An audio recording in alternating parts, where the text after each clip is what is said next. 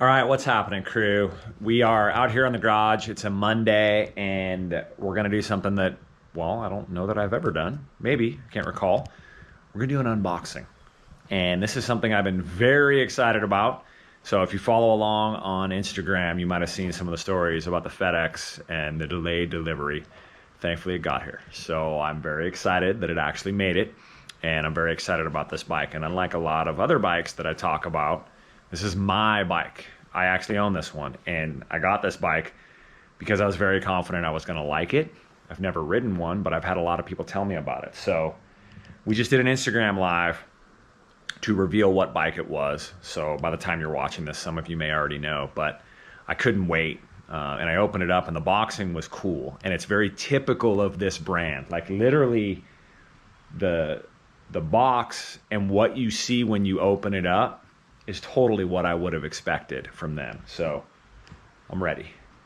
I'm ready to reveal the front wheel. I'm ready to reveal the front wheel because I already took the cover off. That's pretty sweet. So some of you already know what it is. It is a YT. So I'm sure it's no surprise which model it is. It's a YT Izzo. Why a YT Izzo? Well, I'm a big fan of downcountry, trail light, whatever you want to call it.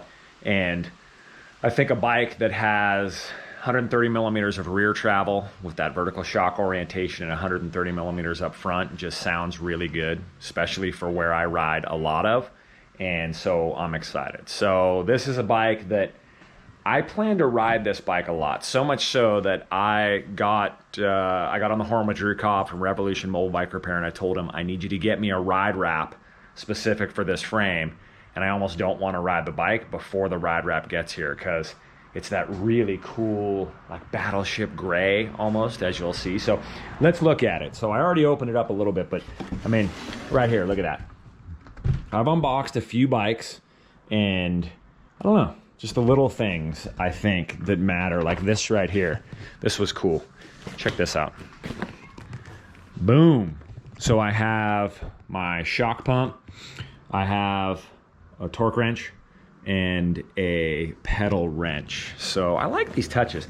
I like YT as a brand. One of the things that really moved me about this brand was when I was at the Sedona Mountain Bike Festival, and you walk by and everybody has their 10x10 tents, and some of them look really cool, but then all of a sudden you see these tents that are kind of unique, and there's this vibe in the air, and it's the YT booth. And it's almost like a nightclub, I guess, the best way I can describe it. People are going in, and they're back there, they're getting their bikes, they're getting set up, and then all of a sudden you see them walk out with this big smile on their face, just all pumped up and ready to go hit it. So I think it's time to pull the frame out and see what we're working with.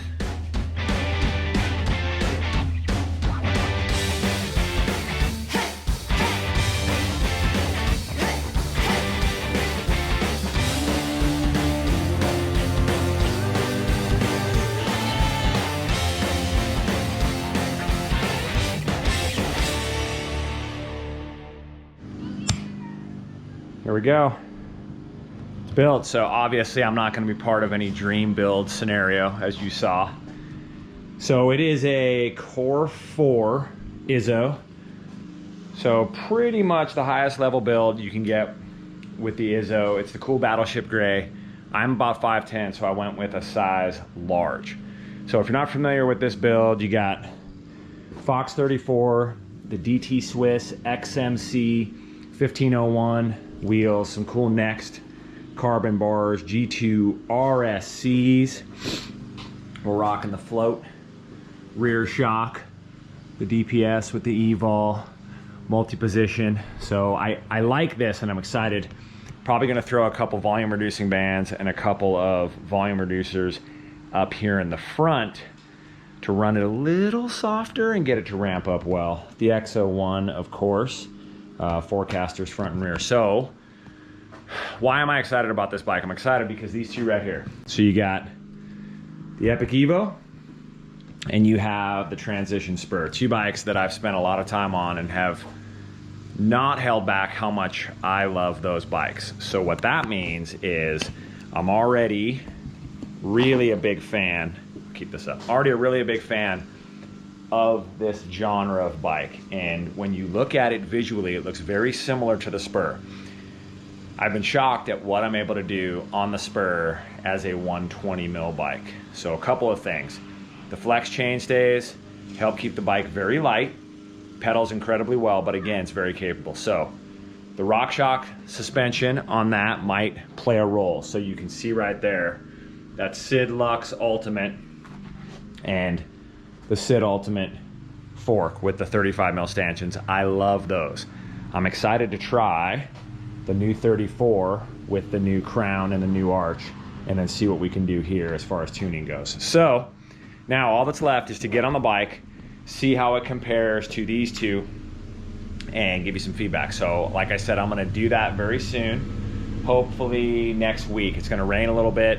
I'm getting a ride wrap on it because I wanna keep this thing clean as can be because it's my bike. So if you have any questions, let me know your thoughts, your comments. If you have one and you've ridden it and you dig it, man, let me know. Any setup advice, but I'm excited. You're gonna see me on this bike a lot.